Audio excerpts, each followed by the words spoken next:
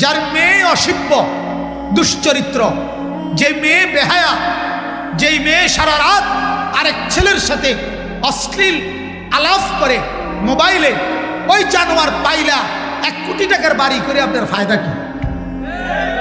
কথা বলেন না। যার বিবিরে পুরা গ্যারাম দেখে, রাস্তার ড্রাইভার, রাস্তার বখাটের ছেলে, সবাই যার স্ত্রীকে মেয়েকে দেখে হাসে, টিটকারি করে, মস্কারি করে, এই পুরুষের জীবন বেঁচে থাকার চাইতে ওই পানিতে ডুব দিয়া মরে যাওয়া ভালো। মরে যাওয়া ভালো বেটা।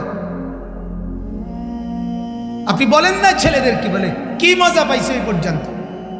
হাজার হাজার মোবাইলের মধ্যে বেডি দেখা কি সুখ পাইছে? মিলছে কি জীবনে